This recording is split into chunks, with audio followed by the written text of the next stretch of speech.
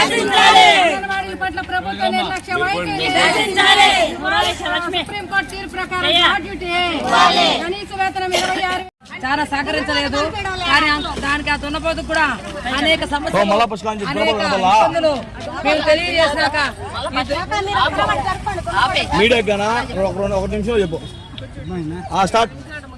ఈ రోజు ఈ రాష్ట్ర ప్రభుత్వం దున్నపోతు మీద వర్షం కురిచేట్టుంది.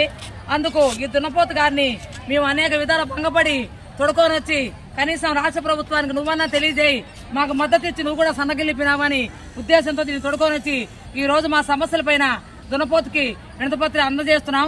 తప్పకుండా దీన్ని గమనించి రాష్ట్ర ప్రభుత్వం చిక్కు తెచ్చుకొని మాకు వెంటనే జీతాలు పెంచి మా సమస్యలు తీర్చేసి ఎందుకు వల్ల అంగన్వాడీ వర్కర్లు రోడ్డు ఎక్కారు అనేది తెలుసుకొని కూడా వెంటనే స్పందించి మా హక్కులన్నిటి కూడా తీరుస్తారని ఆశిస్తూ ఈ దున్నపోతుకి వినతిపత్రం ఇస్తున్నాం.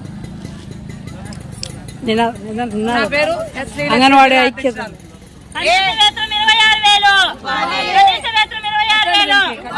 సుప్రీంకోర్టు జీవో ప్రకారం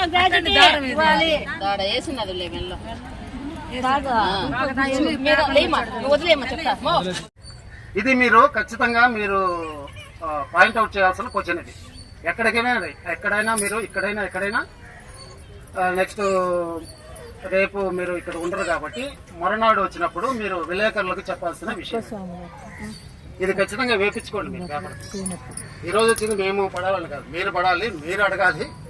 ఎందుకంటే మీరంతా సంఘటితంగా ఉన్నారు కాబట్టి మీలో మీకు ఆర్గనైజేషన్స్తో కొన్ని 2-3 ఆర్గనైజేషన్ వచ్చు, కానీ అందరూ కలిసి కట్టుగా పనిచేస్తున్నారు కాబట్టి సంతోషము.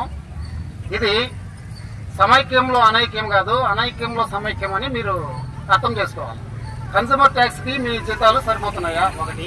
రెండోది, సుప్రీంకోర్టు మీకు ఒక ఆర్డర్ ఇచ్చిందని చెప్తున్నారు. ఆ ఆర్డర్ ఎప్పుడు ఇచ్చారు? ఆ ఆర్డర్ని రాజ్యాంగ పరంగా ఎందుకు ఉల్లంఘిస్తుంది ప్రభుత్వాలు కానీ మీకు జీతాలు ఇచ్చే ఆర్గనైజేషన్ ఏదో అది, దాన్ని మీరు ప్రశ్నించండి. ఈ రెండింటిని ప్రశ్నించండి. మేము మా సహాయశక్తిలో మాకు సుపీరియర్స్గా మేము దీన్ని ఇన్ఫార్మ్ చేస్తాము. వాళ్ళు పొమ్మంటే మేము రాలేదు, మేము వచ్చామమ్మా. కాబట్టి అందరికీ ధన్యవాదాలు.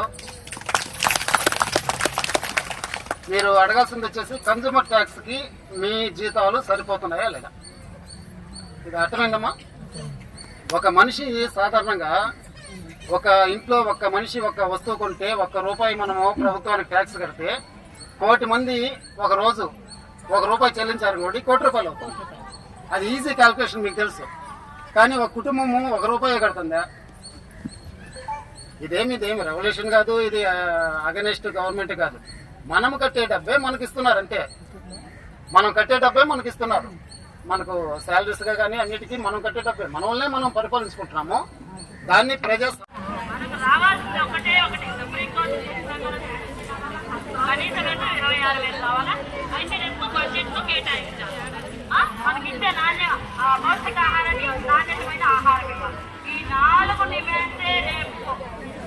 నాలుగు డిమాండ్స్ కూడా చాలా హైలైట్ అవ్వాలి. మొత్తం అన్ని ప్రాజెక్టులు అక్కడ వస్తాయి కాబట్టి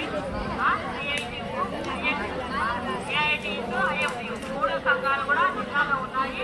3 సంఘాలు కలుస్తాయి. 3 సంఘాలు కూడా ఎవరే కానీ రేపటికి ఎన్ని పనులున్నా ఐక్యతగా పోరాటం చేసి సక్సెస్ తీసుకోవాలి. మనందరం కూడా గట్టిగా చెప్తున్నామా, పిరికిట బిగిస్తేనే మనకు ఐక్యత పోరాటం కనబడుతుంది. ఇట్లా వదిలేస్తే కుండ బాలిస్తే నీళ్ళు పోతే పోతాయి, కింద పోతాయి, ఇంకిపోతాయి.